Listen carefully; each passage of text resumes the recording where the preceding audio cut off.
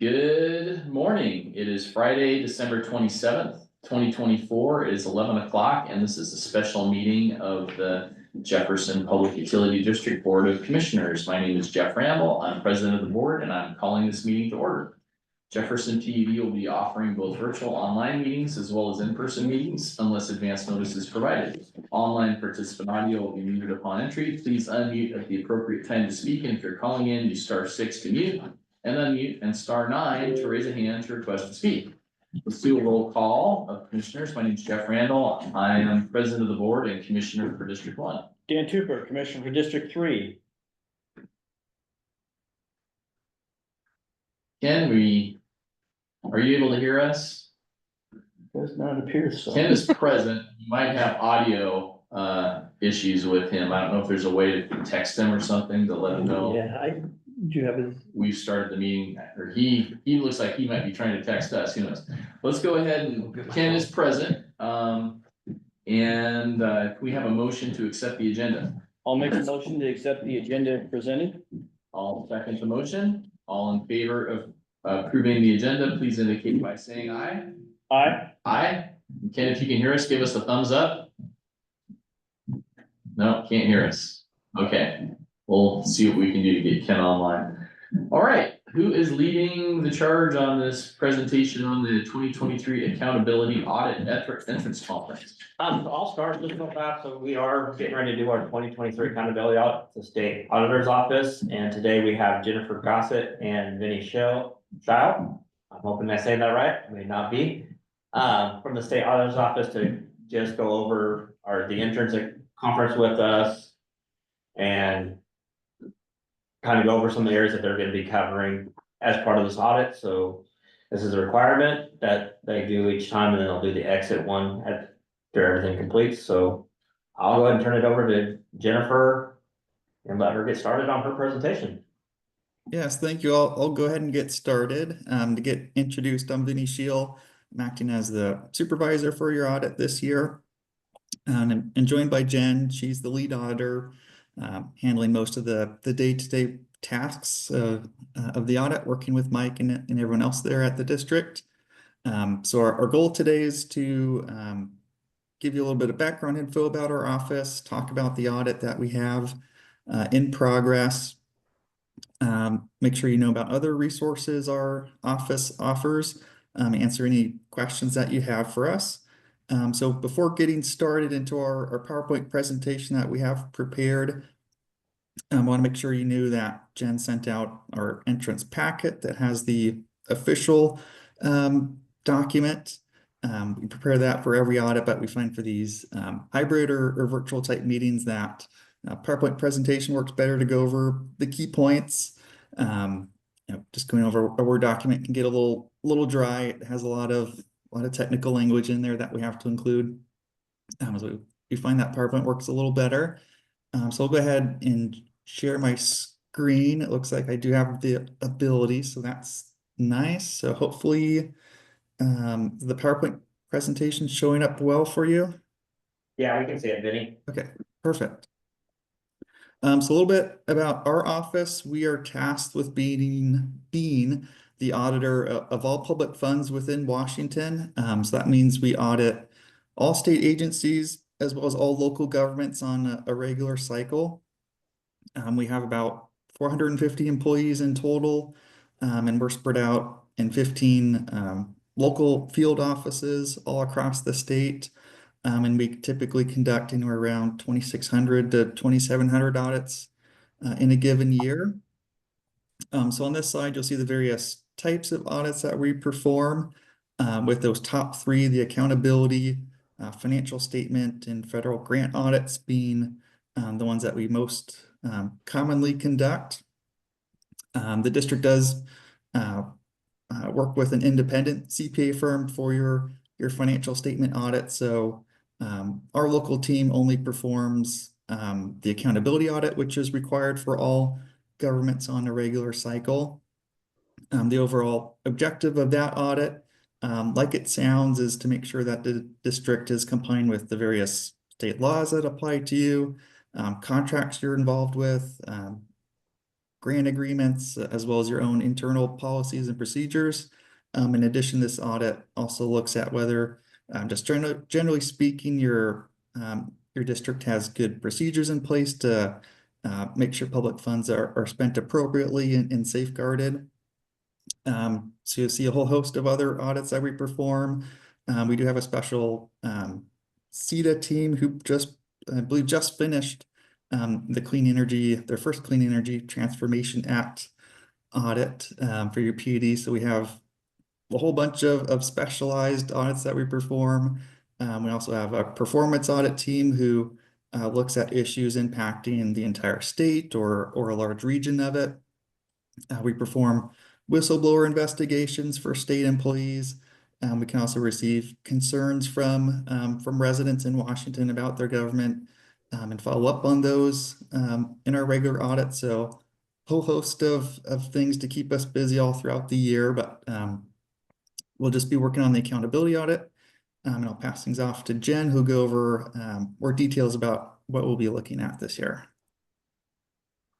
Okay, so for the PUD, we're planning to conduct an accountability audit that covers the time period of January 1st, 2023 through December 31st of 23.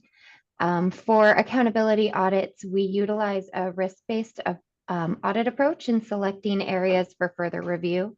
As part of this process, we completed a number of audit planning steps that included conducting risk assessments with key members of the district, reviewing minutes of the governing body.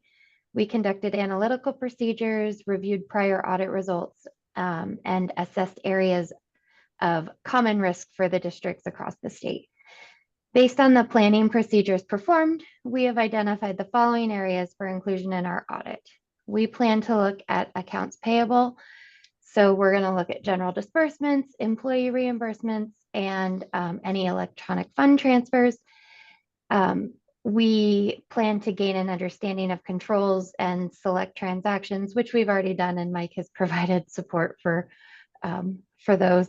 So we've already started testing on those to ensure that the PUD policy was followed, transactions are supported, and that they were for district purposes.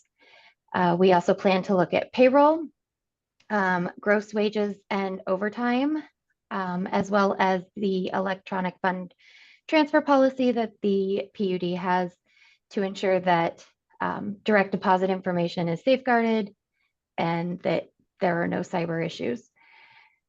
We are looking at procurement, public works and purchasing exemptions. We plan to follow up on the prior audits management letter and ensure that the district is following bid law and procurement policies.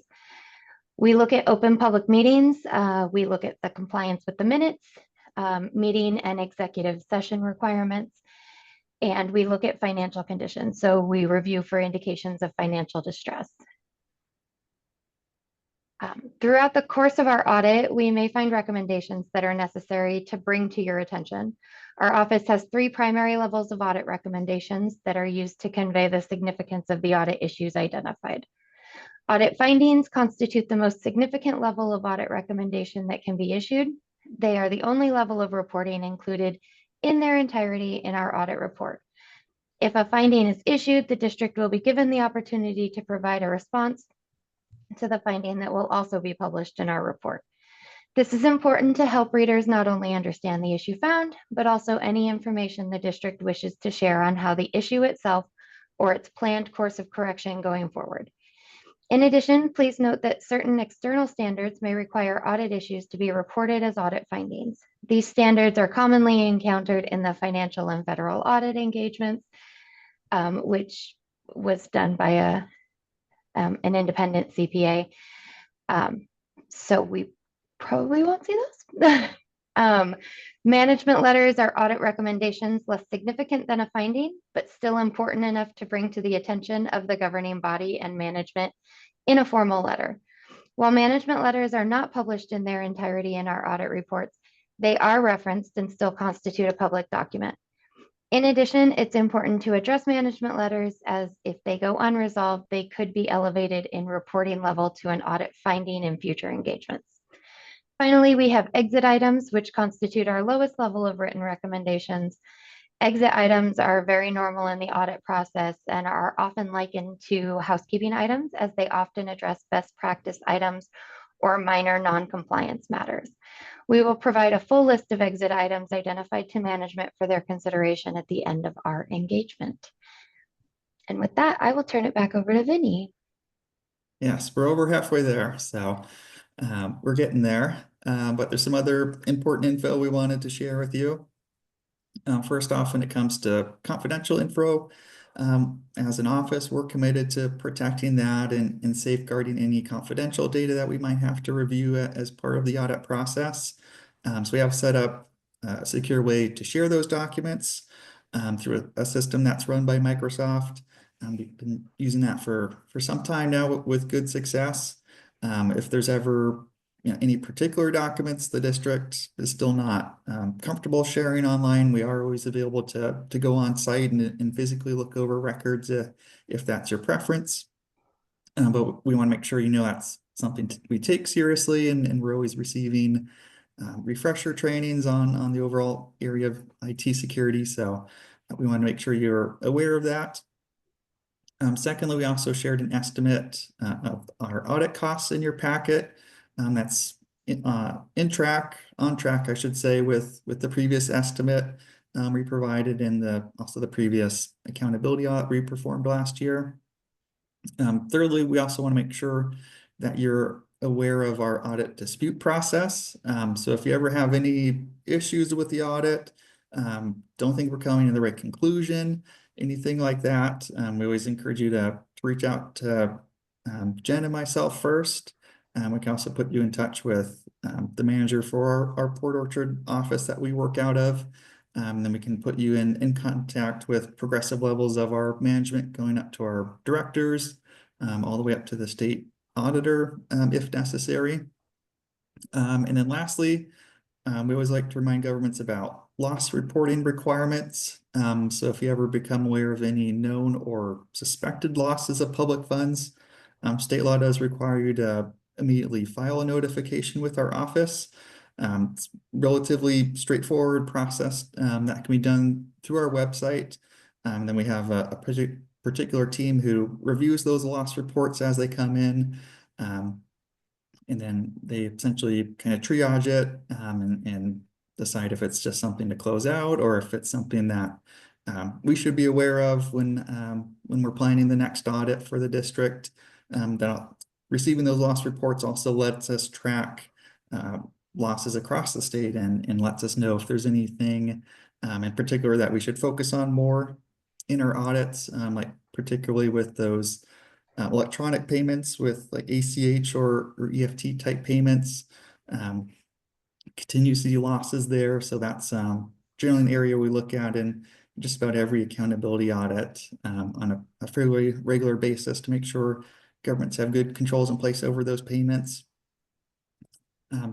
So beyond the audit process, there's other services we offer that we want to make sure you know about. They're all available at no cost and available to you all throughout the year. The first team we wanted to highlight is our local government support team. So even though the district doesn't receive a financial audit from us, their help desk is still available to you if you ever want to receive any technical one-on-one assistance with them for any financial reporting or accounting type questions that you might have. And that team also offers trainings at conferences all across the state as well as virtually on changes to accounting guidance as those take place. In addition to that, we also wanted to highlight our Center for Government Innovation. They're a great resource for local governments. Their missions overall is just to help local governments provide resources and help you work better overall. So they produce best practice resource guides on just about every topic out there, everything from the buying and bidding process to best practices for performing payroll, best ways to handle credit cards, all sorts of different topics. Those guides are all posted on our website. And if there's anything in particular that you're interested in, you can let us know and we'll search that database. that's available on our website and see if we have a guide for you on whatever topic you're interested in. And then on the next slide, we also have the other resources that they offer. The center offers cyber checkups, which are meant to be a relatively quick overall assessment of your vulnerability to common IT threats, and give you guides and tips on how to overall improve your cyber health. Since the PUD offers electric services, we also offer more robust cybersecurity audits at no cost to you. For especially like we have a critical infrastructure IT audit that's available. So if you're interested in any of those, we can put you in touch with the center to get in line for receiving one of those. We also offer lien services. So if there's any particular area or process at the district that you think can be made more efficient or effective, they can work with you to help facilitate that process. They also offer team building and leadership workshops. Then we also have what we call the FIT tool, our financial intelligence tool, that provides data on the overall financial health of your government and just about every other government in the state. That's available on our website. And that's everything we had to share with you today. So I want to thank you for your interest. It's always great to have so many electeds interested in the audit process while we're kicking things off. Be happy to take any questions that you have for us. Great, thank you, Vinny. Commissioner, and could we throw that slide up there, because I'm gonna have one on that previous slide prior to questions. I don't know if we can throw that back up there or not. Do we have any questions from the commissioners or comments? Dan's shaking his head no. Ken, can you hear us now? Yes, I can. Okay, thank you, thank you. Did you have any questions or comments? Yes. The word lien is capitalized, suggesting it's there is a established protocol that represents. Can you talk a little bit more about that? Yes, I don't know the particular details on it. I believe they follow it's called the Kaizen lean process. So we have people at the center who are certified in that particular method of helping make things lean and work more efficiently. So that's about all I know. I haven't gone through that process myself. So we can put you in touch with them if you're more interested in the particulars of how they help facilitate that.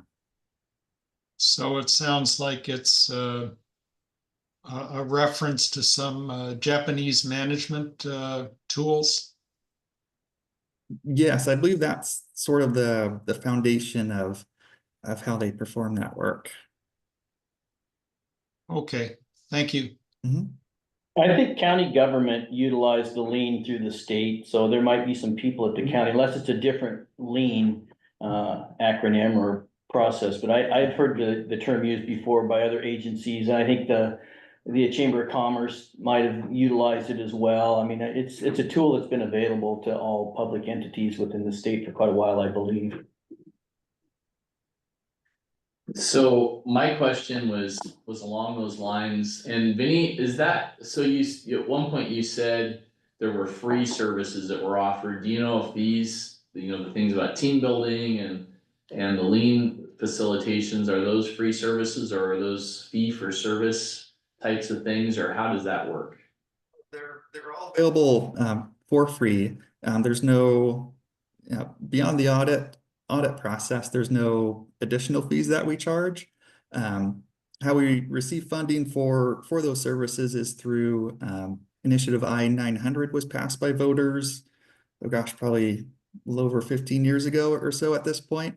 And that set aside a certain amount of the sales tax that the state receives for our office to offer these lien services and all those other services that the center offers.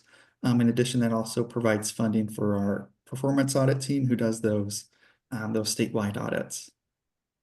Okay, and do you know, do they work with just the financial team at the PUD, or are they basically willing to work with whoever we think would benefit from the process?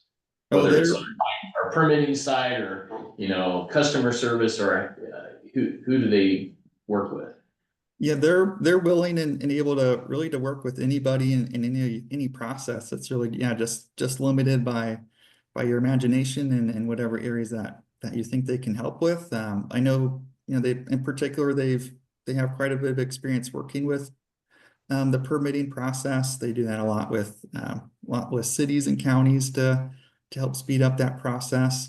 I know in the past, at least several years ago, they worked with the health district that provides vaccinations to residents, and they worked with that health district to make the process go more quickly and efficiently there. So yeah, they're willing to give it a go at just about any process you think they can help with.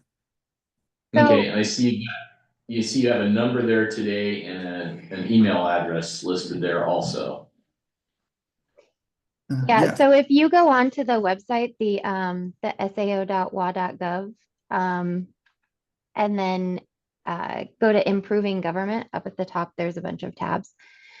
All of those are listed, and if you go to the lien services one, there are some success stories down there of different things they've done, different places they've worked with, real estate and excise tax, permitting, utility billing, public library, treasurer's office. So if you're interested in things they've done in the past, you can go look at those, and those are on their website. Great.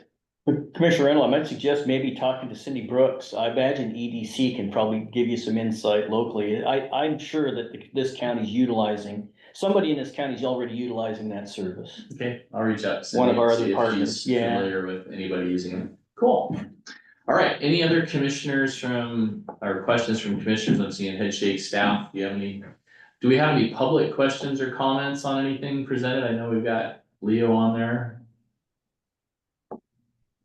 Not hearing or seeing anything. So, was there any action that we were looking to take today, or this is just purely informational? Just purely informational. Okay. It's a required part of the audit, Right. is to have them come in and present what Okay. they're doing, and so. Okay, and then what are the next steps in terms of the audit, and then when do you think you'll be wrapping up, and then when does the rough time frame on the report back to the PED happen?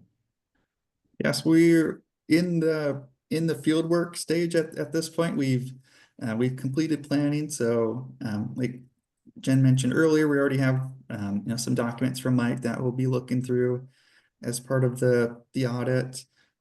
So we should be able to wrap up our audit fairly quickly. At this point, our estimate would be most likely sometime in late January, we'd be able to have our exit conference, which is the official meeting when we go over the audit results. Of course, we'll be working with Mike every week at our regular check-ins to let him know where we're at in the audit, if we have any potential issues, that sort of thing. But we will be on track to wrap things up by the end of January, and then once that we hold that exit conference, then we can publish our report after that, and it'll be available to the public usually within a week or two after that date. Okay, well, if nobody else has any comments or questions, I'll just thank Mike and Angela and any other finance and staff or customer service staff. I see Jean's online who have to help the state auditor's office with all their requests and so forth. I know it's extra work, but we appreciate you helping the auditor's office, and hopefully we'll have good results. And if we don't get good results, we'll look forward to hearing where we can improve. All right, well, I'm not seeing any other comments or questions, and I guess we don't need to hold anybody else up from their regular work today. So it is now 11:25, and do we have anything else that we need to talk about? Okay, we've completed our business for the day. Happy New Year's, everybody, and thank you, PUD people who got the power put back online. I was reading through those emails today about the outages on Christmas, so man, that was rough for some people, but appreciate everything they did. All right, Happy New Year's, everybody, and have a great day. We Happy are New Year's. adjourned. Thank Hi, you. everyone. Guys, hey, John.